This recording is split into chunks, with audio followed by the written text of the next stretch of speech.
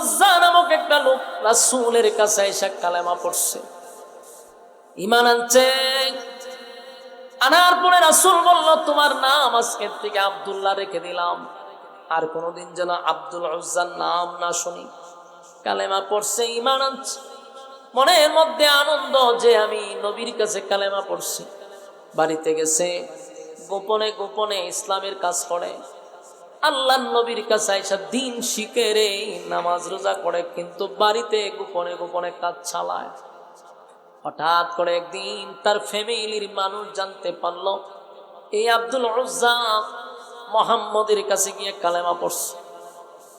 আব্দুল উজ্জার কিন্তু বাবা ছিল না, তার মা ছিল। চাচা পরবর্তীতে তার মাকে বিবাহ করছে, চাচার আন্ডারে চলে। আব্দুল উজ্জা কালেমা পড়ছে, ঘটনা যখন শুনল, চাচা তারে ডাক দিয়া বলল, ভাতিজা তোমার বাবা নাই, আমি তোমার সন্তানের মতো লালন পালন করে বড় করছি, বিশাল ব্যবসা, আমাদের টাকা পয়সার কোনো অভাব নাই, টাকা পয়সার কোনো অভাব ছিল না, তুমি কেন মুহাম্মদের ধর্ম গ্রহণ করছো, আমাদের বাপ দাদার ধর্মের মধ্যে সুনকালি মারছো, তোমার কিসের অভাব ছিল? ওই আব্দুল উজ্জা যার নাম রাসূল রাখছে আব্দুল্লাহ, আব্দুল্লাহ বলে, চাচা আমি কালেমা পড়ছি, আমি ঈমান আনছি, আমার দিলের শান্তি পাইছি, গাড়ি আছে বাড়ি আছে, টাকা পয়সার কোনো অভাব নাই, কিন্তু আমার ভিতরে কোনো শান্তি নাই। আমি শান্তি তালাশ করতে ইসলাম ধর্ম গ্রহণ করছি। মুহাম্মদের চেহারা দেখলে আমার কলিজা ঠান্ডা হয়, আমি যতক্ষণ তার কাছে থাকি আমার কলিজা ঠান্ডা থাকে। চাচা তারে ঘরের ভিতরে নিয়ে যতটুক পারা যায় নসিহত করলো, বাবা রে তুই কালেমা ছেড়ে দে, মান সম্মান থাকবে না, বাপ দাদার ধর্মের মধ্যে সুনকালি পড়তেছ। কিন্তু আব্দুল উজ্জা বলে, চাচা দুনিয়ার সব আমি ছাড়তে পারি, কিন্তু কালেমা তো ছাড়তে পারবো না।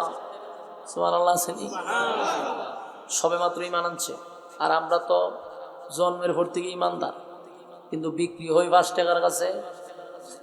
আর আব্দুল উজ্জার সম্পদ ছিল, তদানীন্তন সময়ও তারা শিল্পপতি ছিল, ব্যবসা বাণিজ্য ছিল। চাচার মেজাজ গরম হয়ে গেছে, সে তো কালেমা ছাড়বে না, তাই তারে রশি দিয়া সারা শরীর বাঁধছে, ইচ্ছা মতো বাইন্দাতেছে, বাইন্দা ইচ্ছা মতো ফিরাইতেছে, ও কালেমা ছাড়বেনি। আব্দুল উজ্জা মাইরের আঘাতে আঘাতে জখম হয়ে গেছে শরীর, কিন্তু একবারের জন্য স্বীকার করে না যে আমি কালেমাটা ছেড়ে দিব। এত নির্যাতন চালাইছে চাচা, নির্যাতনের এক পর্যায়ে বেহুশ হয়ে গেছে, বেহুশ হইয়া পড়ে আছে। হুশ ফিরার পরে চাচা আবার সামনে গিয়া কয়, আব্দুল্লাহ রে, আব্দুল উজ্জা কালেমা ছেড়ে দে, এই সম্পত্তির অর্ধেক তোর, অর্ধেক আমার, তোর বাবার সম্পত্তি তোর কাছে, এই বিশাল ব্যবসা বাণিজ্য তোর দেখার সময়, ঈমান হারা হইয়া আমার কাছে আয়, আমাদের ধর্মে ফিরায়। আব্দুল উজ্জা বলে, চাচা আপনি আমার সকাল থেকে নিয়ে এই পর্যন্ত খালি মারছেন, আমার যদি জীবনটাও চলে যায় ওয়াদা দিলাম আমি একটা মুহূর্তের জন্য কালেমা ছাড়ব না। চাচাই তো ব্যর্থ হয়ে গেছে, এ তোমার মারলাম কিন্তু কালেমা ছাড়ব না। এবার আব্দুল্লাহ ঘর থেকে চাচা ঘাড় ধাক্কা দিয়া বাহির করে দিছে। আব্দুল্লাহ চলে যায়, আবার তাফা দিয়া তারে দইরা কই, দিকে আয়, তোর শরীরে যে কাপড় জামা আছে সব আমার টাকা কিনা, এই কাপড় খুলে ফেলা। চাচার উদ্দেশ্য ছিল আমি যদি তারে উলঙ্গ করে দেই, শরমে লজ্জায় সে আর ঘর থেকে বাহির হবে না। কিন্তু আব্দুল্লাহ নিজের শরীরের জামা সব খুলে একেবারে উলঙ্গ হয়ে গেছে, লজ্জাস্থানেও কোনো কাপড় নাই গো। 2 হাত দিয়া লজ্জাস্থানে ধরে মার কাছে গিয়া ডাক দে, মা গো, ঈমান আনার কারণে আমার চাচা সারা দিন আমার আঘাত করছে, আমার শরীরে এক ফোঁটা কাপড় পর্যন্ত আমার চাচা দেয় নাই, শরীর থেকে সমস্ত কাপড় সরাইয়া দিছে। আমি একটা যুবক মানুষ, এই রাতের বেলায়ও যদি আমি সন্ধ্যা রাতে কোথাও বাহির হই, কেমনে মানুষের সামনে মুখ দেখাবো? মার কাছে গিয়া বলল, মা আমার সামান্য একটু কাপড় দেন, যেন কোনো রকম লজ্জাস্থানটা ঢাকতে পারি। মা ছোট্ট একটা কাপড়ের টুকরা তারে দিয়া বলল, বাবা রে এখনো সময় আছে, কালেমা ছাইরা চলে আয়। আব্দুল্লাহ কাপড়ের টুকরা নিয়ে সুদূর পয়গম্বরের উদ্দেশ্যে রওনা দিল। গভীর রাত হয়ে গেছে, নজুলে রহমতের সময়, তাহাজ্জুদের সময়। নবীর হুজুর আর সামনে গিয়া দাঁড়ায় আছে, শরীরে কোনো কাপড় নেই, কোন রকম লজ্জাস্থানটা একটু ঢাকা। আল্লাহ নবীকে ডাক দিল না, হুজুরার কাছে গেছে, কিন্তু নবীরে ডাক দেয়া ঘুম থেকে জাগ্রত করে না। দীর্ঘক্ষণ সময় দাঁড়ায়া থাকতে থাকতে থাকতে হঠাৎ করে প্রচন্ড ঠান্ডা, শীতের সময়, শরীরে কোনো কাপড় নাই, আবার আমার নবীরে ডাকও দেয় না, যদি বেয়াদবি হয়।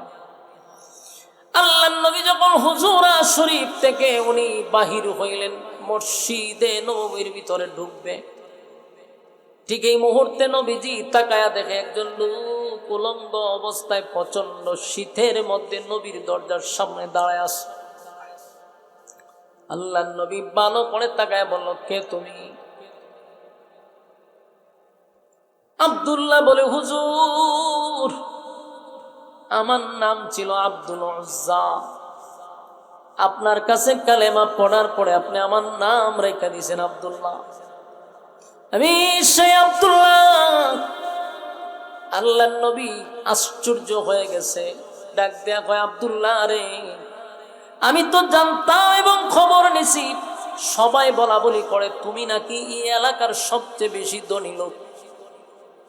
তুমি তো দামি দামি কাপড় পরে আসতা, এত দামি কাপড় আমার কাছে পরে কেউ আসতো না, কিন্তু আজকে আমি আশ্চর্য হয়ে গেলাম, তোমার শরীরে এক টুকরা কাপড়ও নাই। ঘটনা এমনটা কেন হয়ে গেল? এমনটা কেন হয়ে গেল? আব্দুল্লাহর চোখ দিয়া পানি পড়া শুরু হয়ে গেছে। নবীজি তাকায়া দেখে আব্দুল্লাহ ওজুরে কাঁদতে লাগলো, কাঁদতে কাঁদতে কাঁদতে আব্দুল্লাহ মাটিতে বসে গেছে। নবীজি বলেন, না আব্দুল্লাহ, তোর চোখের পানি আমি বরদাস্ত করতে পারি না। এই গভীর রজনীতে প্রচন্ড ঠান্ডার মধ্যে শরীরটা যেন গরম হয়ে গেছে। নবীজি সাথে সাথে নবীর শরীর থেকে জুব্বা কোলে আব্দুল্লাহরে পড়ায়া দিচ্ছে। সুবহানাল্লাহর আস্তে কোন, হ্যাঁ নবীর জুব্বা রে, সাধারণ কথা নয়, সাধারণ কথা নয়, সবার কপালে নবীর জুব্বা নসিব হয় না। আব্দুল্লাহ জুব্বা পাইছে, এটা সাধারণ কথা না। নবীর জুব্বা হযরত আবু বকর পায় নাই, আলী পায় নাই। নবীর জুব্বা অন্যান্য সাহাবীরা, জলিলুল কদর সাহাবীরা পায় নাই, কিন্তু এই সাহাবী নবীর জুব্বা পাইছে। সুবহান আল্লাহ নবীর কাছে কাঁদতে কাঁদতে বলে, হুজুর আমার বাবার তো টাকা পয়সা ছিল, আমার চাচা এই ব্যবসা বাণিজ্য সবগুলা দেখাশোনা করে, ভবিষ্যতে এগুলার সব কিছুর মালিক হইলাম আমি, আমার কোনো কিছুর অভাব ছিল না, কিন্তু একটাই ছিল অপরাধ, আমি কেন আপনার কাছে কালেমা পড়লাম? বাপ দাদার ধর্ম ত্যাগ করার কারণে আমার চাচা দিনভর আমারে এমন নির্যাতন করছে, সারাটা শরীরে শুধু আঘাতের চিহ্ন দেখা যায়, রক্তাক্ত করছে। আব্দুল্লাহ পয়গম্বরের সামনে এসে বলে, নবী গো তাকায়া দেখেন, আমার শরীরে শুধু আঘাতের চিহ্ন, আঘাতের চিহ্ন। আল্লাহ নবী দেখলেন, ঠিকই তো, সারা শরীরে আঘাতের চিহ্ন, আমার শরীরে কাপড় নাই। 3 দিন চলে যাওয়ার পরে আমার দরজা আটকাইয়া শুধু নির্যাতন করছে, তাও আমি কালেমা ছাড়ি নাই। রক্তাক্ত করছে, কালেমা ছাড়ি নাই। শেষে আমার চাচা আমারে উলঙ্গ করে দিছে। চিন্তা করছে, আমি উলঙ্গ হয়ে গেলে শরমে লজ্জায় ঘর থেকে বাহির হব না, কিন্তু নবী গো আমি আমার মার কাছ থেকে ছোট্ট একটা কাপড় নিয়ে লজ্জাস্থানটা ডেকে আপনার কাছে আসছি। আপনার চেহারার দিকে তাকাইয়া আমার সারা দিনের নির্যাতন আর নিপীড়নের কথা মুহূর্তে আমি যেন ভুলে গেছি। সুবহানাল্লাহ। নবীজি মনের মধ্যে যত কষ্ট ছিল আপনার চেহারা দেখে আমার এখন আর কোনো কষ্ট নাই। আল্লাহর নবী তার কথা শুনে নবীর চোখ দিয়াও মুখ তার দানার মতো পানি পড়া শুরু হয়েছে। যে লোকটা এত টাকা পয়সার মালিক হওয়ার পরেও দিনের জন্য, ইসলামের জন্য রাতভর মার খাইল, উলঙ্গ ইজ্জত হারা হইয়া আমি নবীর হুজুরা শরীফের সামনে দাঁড়ায় আছি, এরপরও ডাক দেয় না, প্রচন্ড ঠান্ডার মধ্যে দাঁড়ায় আছে। আল্লাহ নবীর চোখ দিয়া পানি পড়া শুরু হয়ে গেছে। নবী বলেন, আব্দুল্লাহ রে আয় আমার বুকে আয়। নবী তারে জড়ায়া ধরছে, মসজিদে নববীর ভিতরে নিয়ে গেল। আর নবী তারে বলল, আব্দুল্লাহ বল, এর বিনিময়ে তুই আমার কাছে কি চাস? সুবহানাল্লাহ। নবী বলছে, তুই আমার কাছে কি চাস? তুই যা চাইবি আল্লাহ তোরে তা দিবে। যে কোন এরকম কথা যদি আমরা রে কইত, এটা বুঝে আমরা সর্বপ্রথম কইলাম বলে শেয়ারটা দিলাম, কথা কই না দিই, শেয়ারটা দিলাম, আমার ক্ষমতা বসাই দেন রেডি, আমার আফসোস, আমরা ডায়লগ। কিন্তু আব্দুল্লাহ রে নবী বলছে, যা বলবি আমার মালিক তাই কবুল করবে, তুই খালি আমারে ক আব্দুল্লাহ কি চাস? আব্দুল্লাহ আমাদের মতো সেই উত্তর দেয় নাই। আব্দুল্লাহ বলে, নবী গো, আপনি শুধু আমার জন্য আল্লাহর কাছে বলেন, আল্লাহ যেন আমার শাহাদাতের মৃত্যু দান করে। আমার যুবক ভাইরা, তারা হলো সাহাবায়ে কেরাম। আল্লাহ বলেন, আমিনু কামা আমানান নাস, তাদের মতো তোমরা ঈমান আনো যারা ঈমান আনছে। যাদের ঈমান আনতে গিয়া দুনিয়ায় তারা শাহাদাত বরণ করছে, রক্ত দিছে, জীবন দিছে, কালেমা দেয় নাই, সেই আব্দুল্লাহর নবী এত বড় সুসংবাদ শোনাইলো, যা চাইবি আমার আল্লাহ তা তোরে দিবে। আব্দুল্লাহ হুজুর আল্লাহর কাছে বলেন আমার শাহাদাতের মরণ যেন দেয়, শাহাদাতের মৃত্যু চায় রে, শাহাদাতের মৃত্যু চায়। কিন্তু সাহাবায়ে কেরাম জীবন দিতে প্রস্তুত ছিল, ঈমান দেয় নাই। তাই আমরা নবীর উম্মত হিসাবে, যুবক ভাইয়েরা, নবীর উম্মত হিসাবে এই কথাগুলি আপনাদের কাছে আমরা শোনায়া দেই, সেখান থেকে ঈমানের জজবা বেড়ে যায়, ঈমানের প্রতি মজবুতি বাড়ে। এজন্য বেশি বেশি করে সাহাবীদের জীবনী পড়া দরকার। আর যুবক ভাইয়েরা, আল্লাহ বলেন ঈমান আনো ওয়া আমিলুস সালিহাত, আর নেক আমল করো। নেক আমল বোঝেননি আপনারা? যে ওয়াজ মাহফিলে আসছেন, এটাও একটা নেক আমল, কথা হয় না? এখানে বৈশাখ প্রতি হরফে একটা আয়াত বললে, একটা আয়াতের মধ্যে অনেকগুলা হরফ থাকে, প্রতিটা হরফে হরফে 10টা করে নেকি আল্লাহ আপনার আমলনামায় দিবে। সুবহানাল্লাহ। এই যে আপনারা বলছেন, এটাও নেক আমল। নেক আমল আল্লাহ বলেন ঈমানের পরে নেক আমল, ওয়া আমিলুস সালিহাত, তোমরা নেক আমল করো। তাহলে এই মজলিসে পড়ছি, এটাও নেক আমল। আবার রাস্তার মধ্যে একটা ইট বা কাঁটা যদি থাকে, এটা সরায় দিলেন, এটাও নেক আমল। 5 ওয়াক্ত নামাজের বাহিরে যত ইবাদত বন্দেগী আছে নেক আমল। মানুষকে সাহায্য করা, মানুষের পাশে দাঁড়ানো, এটা নেক আমল। আল্লাহ কয় ওয়া আমিলুস সালিহাত, তোমরা নেক আমল করো। নেক আমল ছাড়া কোনোভাবেই আল্লাহর জান্নাত পাওয়া সম্ভব না। কথা বুঝতেছেন? 1 নাম্বার হলো ঈমান, আর 2 নাম্বার হলো নেক আমল। আপনার ঈমান আছে মানে অ্যাকাউন্ট আছে, কিন্তু অ্যাকাউন্টে কোনো টাকা নাই। অ্যাকাউন্টের দাম আছে? আমার আর কি বিরক্ত হইতেছে না? আওয়াজে হয়, আওয়াজে হয়। অ্যাকাউন্ট আছে কিন্তু অ্যাকাউন্টে কি নাই? টাকা নাই। তাহলে ব্যাংকের মালিকের লাভটা কি? অ্যাকাউন্টের মালিকের কোনো লাভ আছে? বছরের পর বছর 4 বছর টাকা নাই, বেজ্জিত একটা অ্যাকাউন্ট করে দিছে, টাকা নাই। ঈমান আছে ঠিক, কিন্তু নামাজ নাই। ঈমান আছে, রোজা নাই। ঈমান আছে, হজ নাই। ঈমান আছে কিন্তু সুদে ঘুষে পড়া। ঈমান আছে, কোনোদিন পশ্চিম দিকে তাকায়ন করে নাই। হারামে, সুদে, ঘুষে, বেপরদা সব চলতেছে। ইমানদার দাবি করে একটা অ্যাকাউন্ট খুলে দিচ্ছে, দুইটার মাঝে ঢুকে গেছে, একটা অ্যাকাউন্ট নাই। বলুন 4 পয়সার দাম আছে? ইমানদারের দাবি করলেন, কিন্তু নেক আমল নাই। আপনারও 4 পয়সার কোনো দাম নাই, 4 পয়সার কোনো দাম নাই। দুনিয়াতে যেমন টাকা ছাড়া কোনো দাম নাই, পরকালে নেকি ছাড়া কোনো দাম নাই। যার তত বেশি নেকি তার তত বেশি সম্মান। সুবহান। সম্মান পাবেন নেকির দাম, নেকি আছে সম্মান পাবেন। দুনিয়াতে তো টাকা আছে, এই জন্য সুদ করলেও মানুষ সম্মান করে টাকার কারণে। কথা কই না দিন, হারাম কর টাকা আছে, হারাম করলেও সম্মান করে। কথা কি কইলে গুনইব? ডরাই না আপনারা? এটা আমরা আম্মা থাকতো আমরা কইছি, হ্যাঁ, তার হন করলে তো অসুবিধা না। কথাগুলি মনোযোগ দিয়ে শুনেন। আমরা সমাজে কাদেরকে সম্মান করি? যাদের টাকা আছে তাদেরকে সম্মান করি। এটা সুদ করুক আর ঘুষ করুক আর দুর্নীতিবাজ হোক আর সাদাবাজর হোক টেন্ডারবাজ হোক, কিন্তু এর টাকা আছে, টাকা আছে, সম্মান বেশি।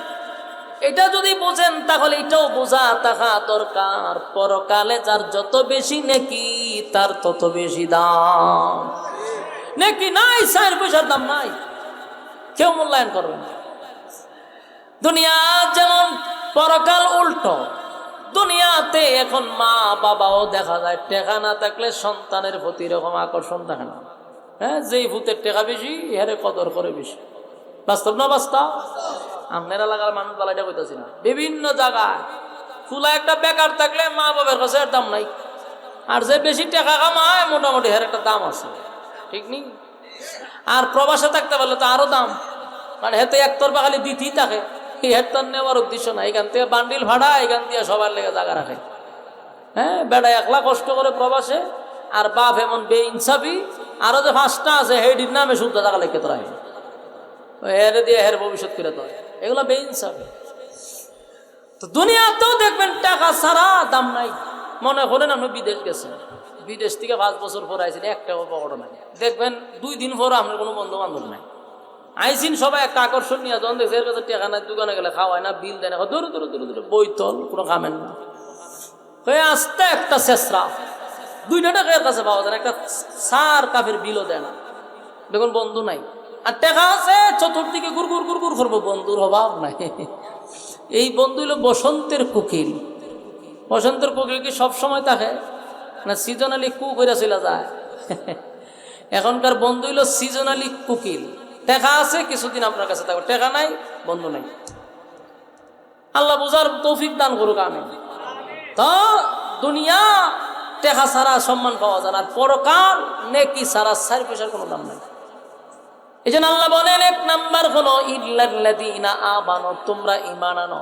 2 নাম্বার হলো ওয়া আমিলুস সলিহাত, তোমরা নেক আমল করো। তাহলে অ্যাকাউন্ট করলাম, এবার নামাজ রোজা হজ যাকাত যা কিছু আল্লাহর হুকুম আহকাম সব মাইনা চলার নাম হলো রিসার্চ। কথা বুঝতেছেন? অ্যাকাউন্টও আছে, আপনার অ্যামাউন্টও আছে। অ্যাকাউন্ট আর অ্যামাউন্ট থাকলে কোনো সমস্যা হয় না, দুনিয়াতেও হয় না। আর যদি আপনার ঈমান থাকে, নেক আমল থাকে, পরকালে কোনো সমস্যা নাই। সুবহানাল্লাহ। আমার যুবক ভাইয়েরা, ঈমান আনতে হবে 1 নাম্বার শর্ত। 2 নাম্বার ওয়া আমিলুস সলিহাত, বান্দারে নেক আমল করো। আল্লাহ তো পাঠাইছে ইবাদত করার জন্য, না অন্য কিছুর লাগিয়া। কথা হয় না, খাইবার লেগে বানাইছে। খাওয়ানোর জন্য যদি মানুষ বানাইতো তাহলে হাতি যেই পরিমাণ খায় মানুষ লাগে না। ঘুমাইবার লেগে যদি আল্লাহ মানুষ বানাইতো, গাদা যেই পরিমাণ ঘুমায় আর ঘুমানোর লেগে মানুষ বানান লাগে না। তাহলে আল্লাহ কেন বানাইলো? আফা হাসিবতুম আন্নামা খালাকনাকুম আবাসান ওয়া আন্নাকুম ইলাইনা লা তুরজাউন। আল্লাহ বলেন, আফা হাসিবতুম আন্নামা খালাকনাকুম আবাসান, আবাস শব্দ দিয়ে আল্লাহ বলেন কখনো না। তোমরা কি মনে করছো অনর্থক বানাইছি? না, অনর্থক আমি বানাই নাই, অকারণে বানাই নাই। আল্লাহরে যদি প্রশ্ন করেন আল্লাহ কেন বানাইছেন, আল্লাহ কয় ওয়ামা খালাকাতুল জিন্না ওয়াল ইনসা ইল্লা লিয়াবুদুন। মানব এবং দানব 2টা জাতিরে আমি বানাইছিলাম গোলামির জন্য, গোলামির জন্য ইবাদত করব কার? আরো জোরে, আমার সবকিছু হবে কার জন্য? ইন্না সালাতি ওয়া নুসুকি ওয়া মাহইয়ায়া ওয়া মামাতি লিল্লাহি রাব্বিল আলামিন। আল্লাহ বলেন, আমার নামাজ, আমার রোজা, আমার হজ, আমার যাকাত লিল্লাহি রাব্বিল আলামিন, সব কিছু আল্লাহর জন্য। তাহলে আল্লাহ আগেও জানাই দিয়েছেন, অনর্থক বানাই নাই। এরপরে বলেন ইবাদতের জন্য বানাইছি। প্রশ্ন হইল, ইবাদত যদি না করি তাহলে আল্লাহ কি করব? আল্লাহ এটাও বলছে, ওয়ালাকাদ যারানা লিজাহান্নামা কাসীরাম মিনাল জিন্নি ওয়াল ইনস। আল্লাহ কয়, বহু মানুষ এবং জিনকে আমি আগুন দিয়া জ্বালাবো আর পোড়াবো, জ্বালাবো আর পোড়াবো। ছেড়ে দিব, ছেড়ে দিছে, জ্বালাইব এবং পোড়াইব। তার মানে আল্লাহ বলেন, ইন্না জাহান্নামা কানাত মিরসাদা, নিশ্চয় জাহান্নাম তোমাদের জন্য উত পেতে বসা। বলে ছেড়ে দিবে না। লিত্তাগিনা মাআবা, যারা সীমা লঙ্ঘন করছ, মন গড়া জিন্দেগি চালাইছ, যেমনে মনে চায় এমনে জীবন যাপন করছ, কারো কমান তুমি মানো নাই, লাগামহীন চলছ। আল্লাহ কয় লিত্তাগিনা মাআবা, রে সীমা লঙ্ঘনকারী ভালো করে শোন, ইন্না জাহান্নামা কানাত মিরসাদা, জাহান্নাম তোদের জন্য অপেক্ষায় আছে। আমার যুবক ভাইরা, আমাদের ওয়াজ নসিহত অনেক যুবকরা শুনে, এখন তো আপডেট হয়ে গেছে না, মোবাইলে মোবাইলে ওয়াজ থাকে, পকেটে পকেটে ওয়াজ থাকে, যেখানে যায় দেখি মানুষ ওয়াজ বাজায়, বাসে গেলেও দেখি ওয়াজ চলে, টাকে ওয়াজ চলে, সিএনজি তো চলে, ভ্যান গাড়ি তো চলে, ঠিক নেই। এত ওয়াজ নসিহত শুনে পরিবর্তন নাই। তার একটাই কারণ, মনে করছে হুজুররা তো খয়ই, এটা হুজুরার কাম। জান্নাতের জাহান্নামের বয়ান করলে সুশীল মানুষ এটা বিশ্বাস করতে চায় না। কত খবর ভাঙা দেখলাম, কোনো খবর তো সাপ দেখলাম না। হুজুরারা কয় সাপে খামড়ায়, তারপরে দুর্মুজ দিয়া ভিড়ায়। তো খবর তো ভাঙা দিছি, কোনটা তো পাইলাম না। কত খবর ভাঙা দেখছে, ফুল নাই, গ্রান নাই, তো জান্নাত পেল হয়নি। এটা হলো নাস্তিকের বক্তব্য। এই প্রশ্নের উত্তর আপনি কেমনে দিবেন? এটার একটা উত্তর আছে। ঘুমন্ত মানুষ যা দেখে, জাগ্রত মানুষ কি তা দেখতে পায়? হ্যাঁ, কথার উত্তর দেন না কা। একজন মানুষ মনে হয় ঘুমাই রয়েছে, ঘুমের মধ্যে যা দেখতেছে, আপনি সজাগ থেকে কি তা দেখতে পারবেন? নাকি বিশ্বাস হয়েছে না? আপনি ঘুমাইয়া কি তা দেখছে সব আপনি কইতে পারবেন? তাহলে ঘুমন্ত মানুষ যা দেখে, জাগ্রত মানুষ তা দেখতে পায় না। এক বেচারা এক জায়গায় 3-4 জন বইয়া বইয়া গপ করতেছে, এর মধ্যে 2 জন ঘুমাই গেছে, আর 2 জন বইয়া বইয়া মনে করেন গল্প করতেছে। হঠাৎ করে একজন ঘুমায় হাসতেছে, খুব হাসতেছে। ঘুমের মধ্যে অনেকে হাসে না, ঘুমের মধ্যে দেখবেন হাসে। তো কতক্ষণ পরে দেখে এটা হাসছে, কতক্ষণ আবার কান্দে। এই লোকের চিন্তা হলো, এটা কি ভূতে ধরলো না জিনে ধরলো? একবার হাসছে, একবার কান্দে, একবার হাসে, একবার ঘুমের মধ্যে। তখন এরা জাগ্রত, হ্যাঁ বেড়া উঠ, ঘুমের মধ্যে হাসো আর কান্দোস করে। আরে গুন্ডা বাঙালি বেটা, আমি ঘুমের মধ্যে দেখছিলাম একটা হরিণ দৌড়াইতেছে, হরিণটা দৌড়ে লাইছিলাম, আনন্দে আমি হাসতেছিলাম। আর কিছুক্ষণ পরে দেখি উগান থেকে বাঘ একটা আমার দিকে খুব সুইটটা আইতেছে, আমি ভয়ে চিৎকার শুরু করছিলাম। এখন এই যে লোক এই কথাটা বললো, যে জাগ্রত, এর কাছে একটা আশ্চর্যের ব্যাপার না, তোর দ্বারে আমি বসা, আমি বাঘও দেখলাম না, হরিণও দেখলাম না, তুই খোঁজ হরিণ দৌড়ে লাইছ, বাঘে তোরে দৌড়াইতেছে, আমি তোর কাছে বসা। এর মূল কারণ হলো, হে যা দেখছি এটা ঘুমন্ত অবস্থায় দেখছি, আর এ কেন দেখে না? এ জাগ্রত। কথা কই না দি? ঘুমন্ত ব্যক্তি যা দেখে, জাগ্রত ব্যক্তি তা। তাহলে মৃত ব্যক্তির সাথে যা হয়, জীবিত ব্যক্তি তা দেখতে পায় না।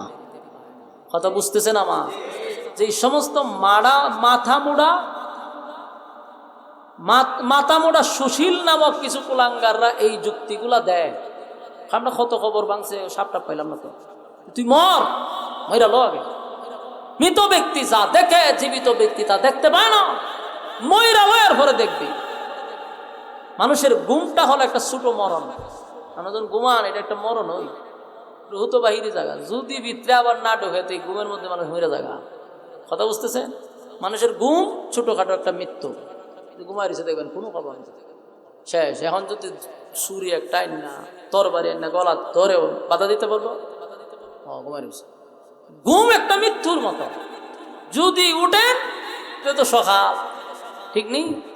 আর যদি না উঠেন পরকাল। কথা হয় না? উঠলে সকাল, না উঠলে পরকাল। গেছেন এই পারে গেছেন আপনি কইতে পারেন না, এটার নাম হলো দুনিয়া। তাই বেশি টেকনামি না কইরা বিষয়গুলো একটু অ্যানালাইজ করা দরকার, রিসার্চ করা দরকার, স্টাডি করা দরকার। পরে তো অবল বাপ দাদাদের ইচ্ছা কিভাবে মানুষ কোন গদিত গিয়া বইব এই পলিটিক্স শিখে, কিন্তু পরকাল নিয়ে কোনো রিসার্চ করে না। এই জন্য হুজুর আর কথা আর মজা লাগে না ভাই। একটা হুজুর 16 বছর 18 বছর খালি ইতেই পড়ছে, বসাইতে বসাইতে 16 বছর শেষ করছি আমরা। আমরা তো স্বাভাবিক আপনারা তো বেশি জানবো, এটা স্বাভাবিক। আপনারা যে বিষয় নিয়ে লেখালেখি করছেন, আমরা যে বিষয় নিয়ে পড়ালেখা করছেন, আমরা তো এইদিকে না, আমরা এর থেকে বেশি বিষয় নিয়ে পরকাল নিয়ে গবেষণা করছি। তাই হুজুররা বলে আপনারা অনেকটা কাল্পনিক। কাল্পনিক যে একবার কি মাথায় এটা ঢুকে না যে আমি যে ঘুমাই এটা তো একটা মরণ। ঘুমের মধ্যে আমি আমেরিকা গেলাম না, ঘুমের মধ্যে জায়গা বিভিন্ন দেশে ঘুরে আসেনি রকম। ঘুমের মধ্যে থেকে দেখেন বিভিন্ন দেশে জায়গা ঘুম তুইটা দেখে ওটা ঘুমের মধ্যে বিয়েও করে নিয়েছে, বউ লইছে গরম। ঘুম তুইটা দেখে যে না বউটো না, বিছনা চাদর মতো জায়গা তাই উল্লি দিয়া ভরে রয়েছে বিছনার বাইরে। তো কিতারে অতন কই আসলাম, বিয়া বাড়িতে আনন্দ মিছিল আছে, আনন্দের ছুটে ওই খাটের নিচে গেছে। ঘুম তুইটা মাথার তাকায় কপালের করে কপাল কোনো রকম একটা ফেসমেস লাগায় বিয়াটা হয়েছে থেকে ভালো আছে, যদি ঘুমের মধ্যে হয়েছে। তাহলে ঘুমের মধ্যে অনেক কিছু আমরা দেখতে পাই, একটা জগৎ দেখি, একটা দৃশ্য দেখি। ঘুম তুইটা দেখি যে না একটা ঘরের মধ্যে আমি বয়ে রয়েছি। ঠিক তেমনি ভাবে একটা ঘুম একটা মৃত্যুর মতো। এই ঘুমের কে দিয়ে আল্লাহ দুনিয়ার মৃত্যুটাকে হালকা বুঝাইছে মানুষের, যেখান থেকে শিখ। ঠিক তেমনি ভাবে পাশের মানুষ বউ লই আপনি ঘুমাইলেন একই বিছানাতে, আপনি গেছেন যে আমেরিকা, বউ আপনার কাছে কইতে পারে না। ঘুমের মধ্যে আমেরিকা জায়গা না, বেচারি বউ তো পাশে, কিন্তু ঘুম থেকে গল্প করেন যে আজকে আমেরিকা গেছিলাম, একজনের সাথে দেখা করছি, ও আপনি দারুত্ব বউ আসলাম। বাস্তব না বাস্তব? আমার যুবক ভাই, জাগ্রত ব্যক্তি যা, মৃত ব্যক্তি যা দেখে, জীবিত ব্যক্তি দেখার ক্ষমতা রাখে না, কথা কয় না। কবরের পাশ দিয়া জীবিত ব্যক্তি হাঁটতেছে, কবরের নিচে জাহান্নামের আগুন দিয়া তার জ্বালাইতেছে, কবরের পাশে দিয়া যায়, দেখে না, শোনে না, বুঝতে পারে না, কারণ তুমি জীবিত। মৃত ব্যক্তির সাথে যা হয় জীবিত ব্যক্তি তা দেখতে পায় না। যুবক ভাইরা, এই যে কথাগুলি আমরা বলি জান্নাত জাহান্নাম, জান্নাত জাহান্নাম, একটু আমার কথা না, সব কোরআনের কথা। ১৫০০ বছর আগে কোরআনটা নাজিল হয়েছে রে। আজকে পর্যন্ত গোটা পৃথিবীর বুদ্ধিজীবী একত্রিত হইয়া কোরআনের একটা ভুল ধরতে পারে নাই। কোরআনের প্রতি মহব্বত আছে না নাই? ওই দেন না, আমরা বাংলাদেশের একটা নর্থ সাউথ ইউনিভার্সিটি মনে হয় নামটা, এই ভার্সিটির এক লোক এ আল্লাহর কালামকে হাত দিয়া সিরা শুরু করছে, পায়ের নিচে পর্যন্ত ফেলাই দিছে। ভাই এটা কি বাংলাদেশের নতুন নবতীত হয়ে গেছে, বহু হয়েছে, কিন্তু এগুলো কেন হয়? সঠিক বিচার নাই বাংলাদেশে। আগে হইতে একতরফা বিচার, মজিবের বিরুদ্ধে কেউ কথা বললে পরের দিন আপনার নাই, গুম, শেষ নাই। কেন? মজিবের বিরুদ্ধে কথা বলছে। শেখ হাসিনার বিরুদ্ধে কথা বলে উনি নাই, গুম। আবার যে ক্ষমতায় আসবো, আমরা যে ইউদ্দুরিও সীমাবদ্ধ, ইউদ্দুরি সীমাবদ্ধ দেখেন না, আবার যে ক্ষমতাতে আসবো একই সিস্টেমই শুরু হবে। উনি প্রেসিডেন্ট, আমি যদি ওনার বিরুদ্ধে কথা বলি পরের দিন আমি নাই। এটার নাম কি একটা দেশ চলতে পারে? সমালোচনা নাই তো তুমি কিসের নেতা আর কিসের খেতা? তোমার সমালোচনা করণ যাবে না, তুমি কিসের নেতা? এই যেমন বর্তমানে মনে করেন ডক্টর ইউনূসকে আমরা গালি দিই, সে একটা ব্যর্থ সরকার। আমি প্রথমেই বলছি যে ব্যর্থ সরকার, আমি কইছি, বিভিন্ন মাহফিলে বলছি ব্যর্থ সরকার বইলা দিছি। যা কিছুই হোক, ইউনূস সরকার ব্যর্থ সরকার যেটাই হোক, কিন্তু সমালোচনা তো করতে পারতেছি, কথা হয় না? ডক্টর ইউনূসের সমালোচনা করতেছি না? সমালোচনা কইরা আমার বাড়িতে আমি ঘুমাইতেছি, আমি বিভিন্ন জায়গায় প্রোগ্রাম করতেছি, কিন্তু যে কোনো সরকার আগামীতে আসুক, লিখে রাখেন আমার কথাটি এখন, অথবা রেকর্ড থাকতে পারে, দেখবেন ওই একই সিস্টেম হবে। নেতার বিরুদ্ধে কথা বলবো, তুমি নাই, শেষ, তুমি নাই, কই গেছে, ঘুমাই গেছে। তুমি আখাম কুখাম, দিনের খাম রাত্রের খাম করবা, আর আমরা কইলে করে আমি নাই, প্রতিবাদ করা যাবে না। আমি আখাম করবো কুখাম করবো, প্রতিবাদ করতে পারবো না। রাস্তা করতে লাগে 5 বছর, ভাঙতে লাগে 5 মাস।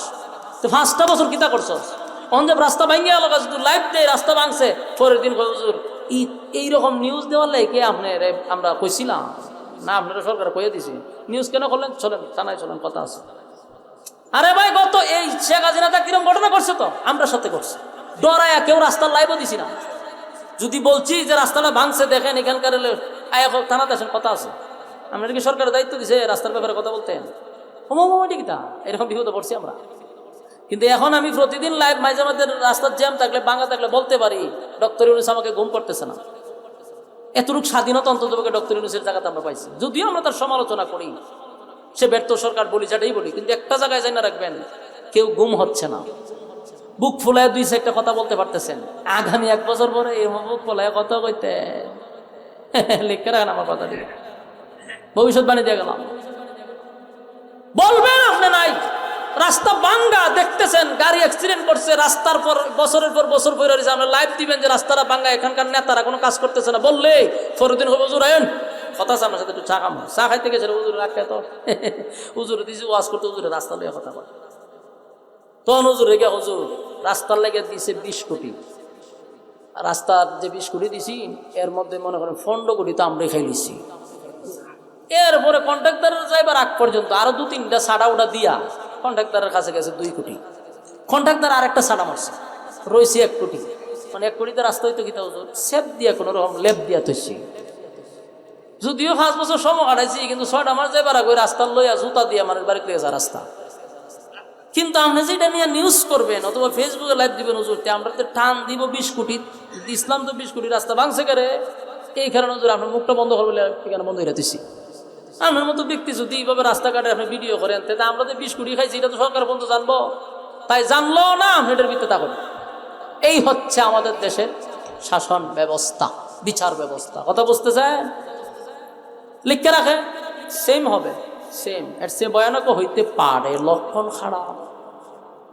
আগে আধা ঘন্টা ওয়াজ হইলে পরে বক্তা আধা ঘন্টা বইতো, নেতার বক্তব্য শেষ হইলে পরে হুজুরে ওয়াজ করতে পারে, নাইলে কিন্তু ওয়াজ করতে বলতাম না। যেমন আপনার এখান তো একটা নাম আছে 2500 মাগমা মাগমা, এই 2500 যত বক্তা গেছে, এই নজরুল ইসলাম বাবু নামক একটা এমপি আছে, এর নাম পোস্টার না দিলে কমিটির 14 গোষ্ঠী উদ্ধার, ওয়াজ করতে দিবে না। আর পরে হুজুরারে বসাইয়া হ্যাঁ কেন বইয়া ওয়াজ করতো, বেয়াদবের মতো ওয়াজ করবে আধা ঘন্টা। কত হুজুরা যে বেজ্জতি হয়েছে, রাগ করে উঠে গেছে, হ্যাঁ ওয়াজ ছেড়ে দিছে। এখনো তো আমরা এরকমই দেখতেছি, লক্ষ্য একটা বালা দেখতেছি। এরকম যদি চলতে থাকে মানুষের আকর্ষণ, মানুষের যে একটা আস্থা, একটা বিশ্বাসের জায়গাটা নষ্ট হবে। কথা বুঝতেছেন? দলকে আমি ছোট করতেছি না, দল একটা নির্যাতিত দল, এই দলটার অনেক ত্যাগ আছে বাংলাদেশের জন্য, অনেক কষ্ট আছে, কিন্তু এই সুনাম খ্যাতি যেন নষ্ট না হয় কিছু মানুষের জন্য, এটা ভালো করে বুঝবেন, নষ্ট যেন না হয়। মাজলুম একটা দল, এই দলটাকে আপনারা মানুষের কাছে হেউ করবেন না। কথা বুঝতেছেন? ওয়াজের মঞ্চ ওয়াজ চলবে, এখানে বক্তব্য নয়। দোয়া নিতে পারবেন আপনি দাঁড়াইয়া, আসসালামু আলাইকুম আপনাদের দোয়া চাই, আপনারা আমি দাঁড়াইছি অথবা আমার জন্য একটু দোয়া করবেন, এটি সবচেয়ে সুনাম এবং সম্মান। যখন আপনি ওয়াজ করা শুরু করবেন পাবলিক, তখন আপনার প্রতি যা আস্থা আছে এটার থেকে আরো বিরক্ত হয়, যে দূর দূর দূর তোর বক্তব্য বলে ইসলাম, যেটা হচ্ছে অধিকাংশ জায়গায়। আমি যেটা বলছি আমার বাস্তব অভিজ্ঞতার থেকে বলছি, বহু জায়গায় নেতা বেজ্জতি হয় এই স্টেজে বৈশা, পাবলিক কেপা যায়। আল্লাহ যেন আমাদের এই দৃশ্য না দেখতে হয়, ঠিক কিনা? আমরা অতীত থেকে শিখবো, অতীতে বহু নেতারা জুতা দিয়ে লেছিনি, কথা কয় না, তাদের ক্ষমতা থাকতেও তাদেরকে জুতা দা মানছে মারছে। ওই যে ফোন নিতে করতে গেছে, যার যেই কাজ তার এই কাজ করতে দেন, নাইলে এটা হাস্যকর হয়ে যাবে। হুজুরের কাজ হলো ওয়াজ করা, তারা ওয়াজ করতে দেন। হুজুর যদি আমনে সাজ্জা যান গা, তাহলে তো ওই ফুলের ঢিল থেকে জুতার ঢিল আওয়া শুরু হইব। আল্লাহ আমাদের বোঝার মানার তৌফিক দান করুক। আমি আজকের আলোচনায় শেষ কি বুঝলাম বলুন তো দেখি, কি শিখছেন? এতক্ষণ তো ওয়াজ করলাম, কি শিখলেন? ইমান কিতাব পাইছেন? আজকের আলোচনাতে আমরা একটা পাইলাম যে আল্লাহ আমরা জান্নাতুল ফেরদাউস দিবে, কিন্তু কয়টা শর্তের মাধ্যমে? হ্যাঁ, ওয়াজের পয়েন্ট হলো এইভাবে, জান্নাত আল্লাহ দিবে ঘোষণা করছে, কিন্তু এমনি দিবে না, শর্ত। কয়টা শর্ত?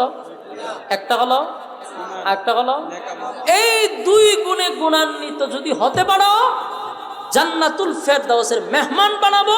তুমি মেহমান, আল্লাহ ভাই আমি নিজে মেজবান। সুবহানাল্লাহ। আমরা কারা কারা এই জান্নাতের মেহমান হইতে চাই? তুলে দেখায় আল্লাহ সবাইকে এই কথাগুলির উপরে বলনেওয়ালা শুননেওয়ালা উভয়কে সহি আমল করার তৌফিক দান করুক। যারাই আসছেন এতক্ষণ সময় আপনারা বসছেন, এই বৃষ্টি বাদলের দিন কাদার মধ্যে বিভিন্ন সমস্যা নিয়ে বসছেন, আমি মনে করি আজকের এই বসাটা নাজাতের একটা উসিলা হতে পারে। ভাই আল্লাহ তাআলা কিন্তু জাহান্নাম বন্দারে দিবার লেগে বানাইছে না, জান্নাত দিবার লেগে বানাইছে।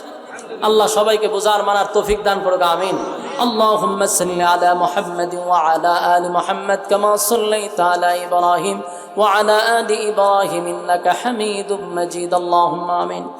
ربنا ظلمنا أنفسنا وإن لم تغفر لنا وترحمنا لنكونن من الخاسرين رب العالمين। আল্লাহ আপনার কুদরতি নজর দিয়া তাকান, কত সাদা সাদা দাড়িওয়ালা আমার সঙ্গে হাত বাড়াইছে, কত নৌজওয়ান ভাইয়েরা হাত বাড়াইছে, কত ছোট ছোট মাসুম বাচ্চারা হাত বাড়াইছে। আল্লাহ পর্দার আড়ালে আমার মা বোনেরা হাত বাড়াইছে। রব্বুল আলামিন জাতির শ্রেষ্ঠ সন্তান হযরত উলামায়ে কেরাম হাত বাড়াইছে। আমি গুনাহগার নাগান্দা নাফরমান নালায়েক অযোগ্য মুসাফির হালতে আপনার দরবারে ভিক্ষুকের হাত বাড়াইছে। মেহেরবানি করে গো জীবনের সগীরা কবিরা ইচ্ছা অনিচ্ছা দেখাইয়া না দেখাইয়া ছোট বড় গুনাহ সব গুনার উপরে লজ্জিত আপনি মাফ করে দেন। বাকি জিন্দেগি আমাদেরকে যতদিন বাঁচায় রাখবেন, ইহদিনাস সিরাতাল মুস্তাকিম সঠিক সরল রাস্তার উপরে চলার তৌফিক দেন। যেমনে চললে আপনি খুশি হন আমাদেরকে চলার তৌফিক দেন। আল্লাহ চলার পথে শয়তানের ওয়াসওয়াসার থেকে আমাদেরকে হেফাজত করেন, শয়তানের চক্রান্ত থেকে হেফাজত করেন। আল্লাহ মানুষ শয়তান জিন শয়তান থেকে হেফাজত করেন, আসমানি জিসমানি বালা মুসিবত থেকে হেফাজত করেন। আল্লাহ মনের আশা লইয়া যারা এখানে আসছে কেউ রে খালিয়াতে ফিরাইয়া দিয়েন না। আল্লাহ এই আবহাওয়ার পরিস্থিতি তো আপনার বান্দারা কোরআনের কথা শোনার জন্য নরমাল জায়গায় বসে গেছে, আল্লাহ খালিয়াতে ফিরাইয়া দিয়েন না। যে যে আশা নিয়ে আসছে সকলের আশা পূর্ণ করে দেন। বিশেষ করে আল্লাহ মিফতাহুল জান্নাহ বালিকা মাদ্রাসা, এই মাদ্রাসার উদ্যোগে আজকের এই মাহফিলটা করতে গিয়ে যারা টাকা দিয়া পয়সা দিয়া বুদ্ধি দিয়া শ্রম দিয়া আল্লাহ যে যেমনে পারছে মাহফিলটার জন্য সাহায্য সহযোগিতা করছে, মেহেরবানি করে প্রত্যেকের ব্যবসা বাণিজ্যে বরকত দেন। যারা ওয়াদা করছে দিবে আল্লাহ দেওয়ার মতো তৌফিক দেন। মাদ্রাসার ছাত্রী শিক্ষিকাদেরকে কবুল করেন।